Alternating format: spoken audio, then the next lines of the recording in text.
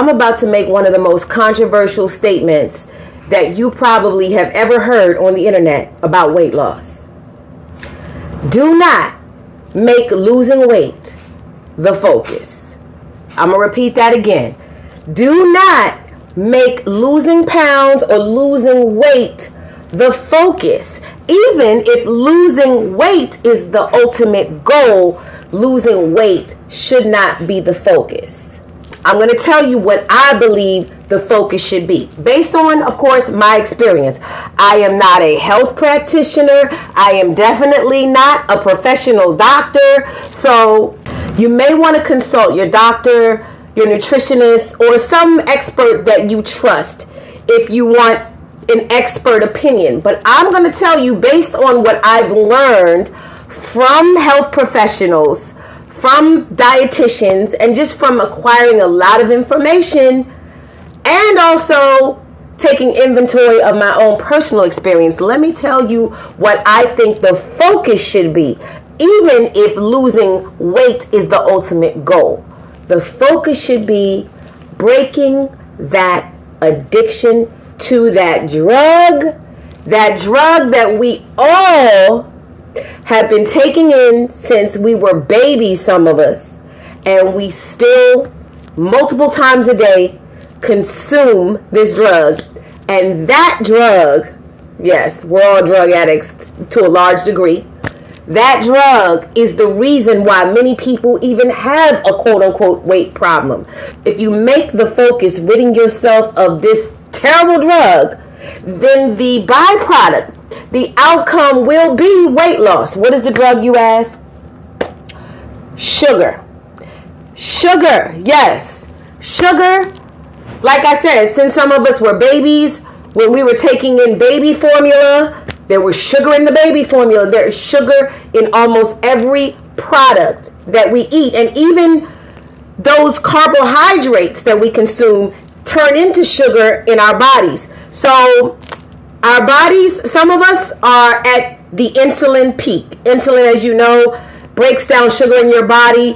When you're at your peak and there's no more insulin that can be produced by your pancreas is overworked, that's called insulin resistance. And like 90% of society is insulin resistant. All day and all night you're bathing in 4 or 5 shots of insulin. I know most people are like, well, I'm not eating desserts all day. I'm not eating cookies all day. I'm not eating sugar all day. But they have muffins and croissants and French toast and sandwiches, all types of bread and macaroni and pasta and those yams on the plate with the extra drizzle of syrup. It's all turning to sugar.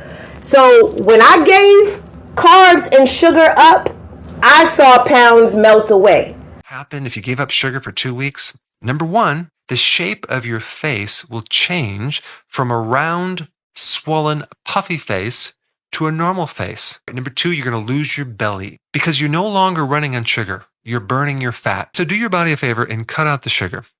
So, what is that called? It's called a keto diet. And all it takes to remove 50% of the fat from your liver is being on keto, low carb, for 2 weeks. Number three, 4 parts of your body will start to heal. The ketogenic diet, or keto for short, is when you have no sugar or carbs in your diet, no sugar or carbs intake.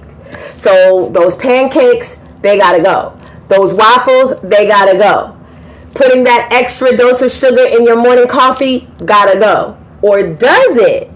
These are some of the delicious keto-friendly, carb-free foods I eat. The waffles, that syrup made from monk fruit. These are bread products, desserts, cookies, cereals, pasta you see here made from lentils. Carb-free, keto-friendly food. There's ramen, there's fries made from zucchini, even this keto-friendly smoothie. No sugar added. Delicious. So a lot of people came to me and said, Ty, it is noticeable. You have lost weight. They even see it in terms of the bone structure of my face. They're like, we see it. So ketogenic dieting is the one thing that I did. I did something else at the same time. The second thing that I said did, like it's past tense, I'm still doing it because it's not really a phase. It kind of transitioned into a lifestyle. I'm still doing this. The second thing that I'm doing is IF, intermittent fasting. The first is fasting. Almost immediately, your insulin levels start to come down.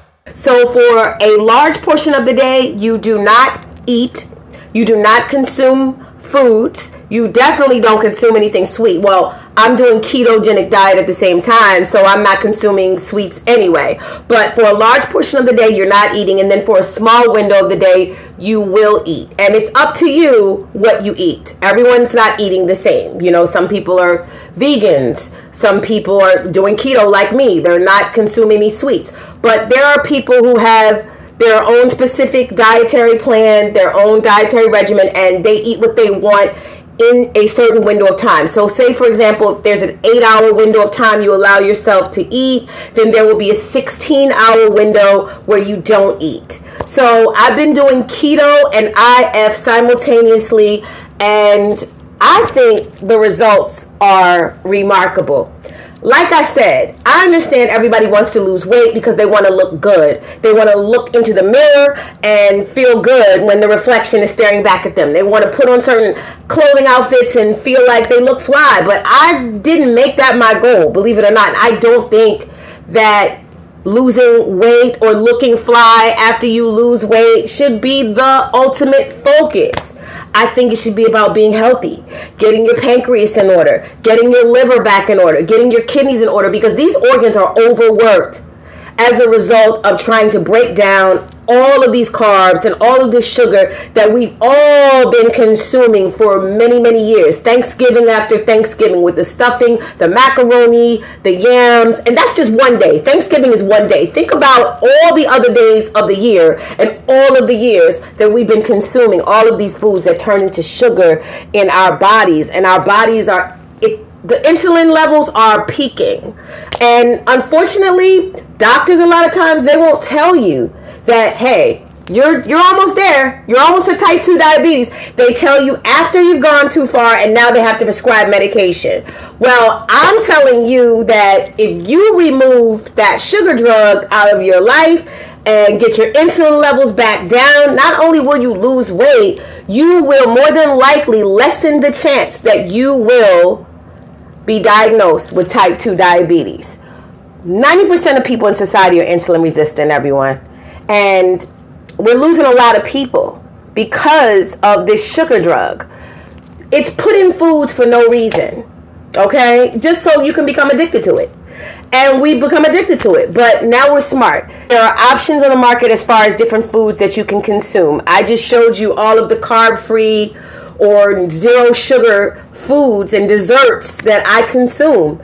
And if you want me to link you and give you the name brands of some of these products and some of these brands of foods that are absolutely delicious, that you can get the same taste, the same effect, but you won't get the insulin response, then just let me know in the comments. I'm not gatekeeping anymore.